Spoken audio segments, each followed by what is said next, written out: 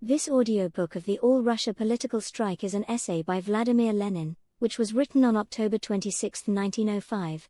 The barometer indicates a storm, that is what is stated in today's foreign newspapers, which carry telegraphic dispatches on the mighty growth of the All-Russia political strike. Nor is it only the barometer that indicates a storm, everything has been dislodged by the mighty whirlwind of a concerted proletarian onslaught. The revolution is progressing at astonishing speed, unfolding an amazing wealth of events, and if we wanted to give our reader a detailed account of the last 3 or 4 days, we should have to write a whole book.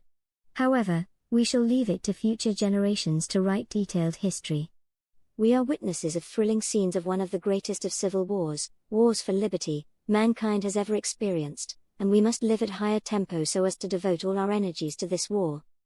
The storm has burst, and how insignificant do the liberal and democratic speeches, suppositions, conjectures and plans about the Duma seem now. How out of date have all our disputes about the Duma already become, in the space of a few days, a few hours.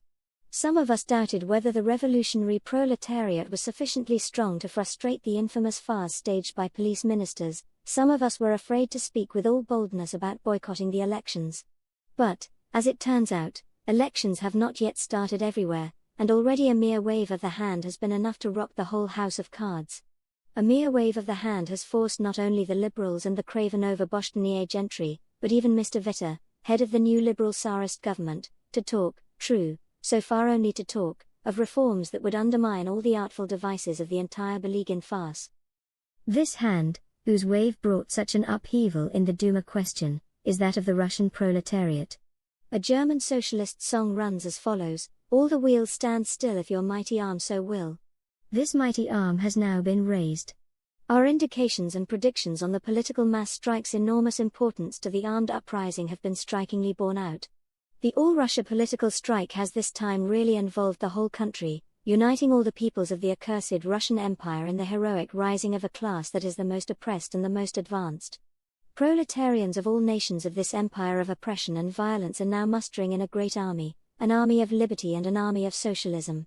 Moscow and St. Petersburg share the honor of having taken revolutionary proletarian initiative. Both capitals have gone on strike. Finland is striking. Headed by Riga, the Baltic provinces have joined the movement. Heroic Poland has again joined the ranks of the strikers, as if in mockery of the impotent rage of her enemies, who imagined that they could crush her with their blows and have, instead, only welded her revolutionary forces more closely together. The Crimea is rising, and also the south. In Ekaterinoslav barricades are being erected, and blood is being shed. The Volga region is on strike, and the strike is spreading both to the central agricultural provinces and to the industrial center. A modest delegation of the Railwaymen's Union has taken the lead of this army of workers, many million strong and speaking many languages. On a stage where political comedies were played by the liberals, with their high-flown and cowardly speeches to the Tsar, and with their smirking and scraping to Witte, on this stage a worker suddenly makes an appearance and presents his ultimatum to Mr. Witte, the new head of the new liberal Tsarist government. The railway workers' delegation refused to await that board of burghers, the State Duma. The workers' delegation did not even care to waste valuable time on criticism of this Punch and Judy show. The workers' delegation first prepared criticism by deeds, the political strike, and then declared to the buffoon of a minister, there can be only one solution, the convocation of a constituent assembly, elected on the basis of universal and direct suffrage. The buffoon minister spoke, to use the apt expression of the railway workers themselves, like a real hidebound bureaucrat, hedging as usual, and not committing himself to anything definite. He promised decrees on freedom of the press, but rejected universal suffrage. According to foreign press reports, he declared a constituent assembly impossible at present.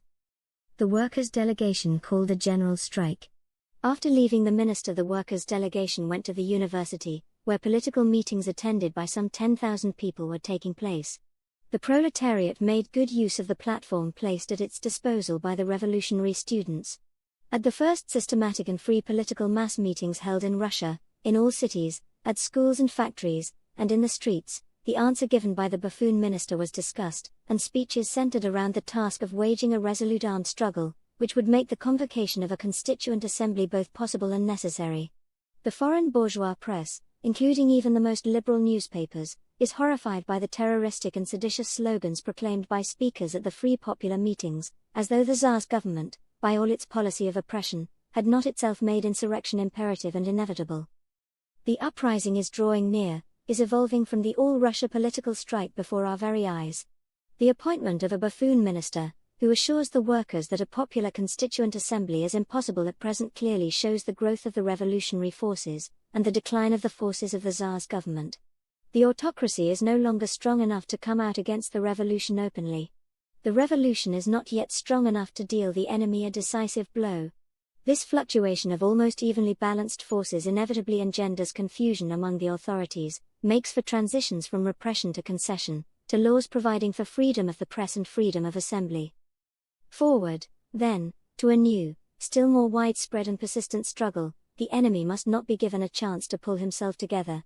The proletariat has already performed wonders for the victory of the revolution. The all-Russia political strike has brought this victory tremendously closer, causing the enemy to toss about on his deathbed. However, we are very far indeed from having done everything that we can and must do for final victory. The struggle is approaching, but has not yet reached its real climax. At this very moment the working class is rising, mobilizing and arming, on a scale hitherto unparalleled.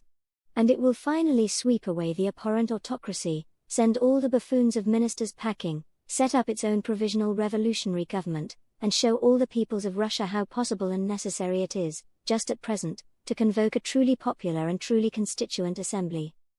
Thank you for listening to this essay.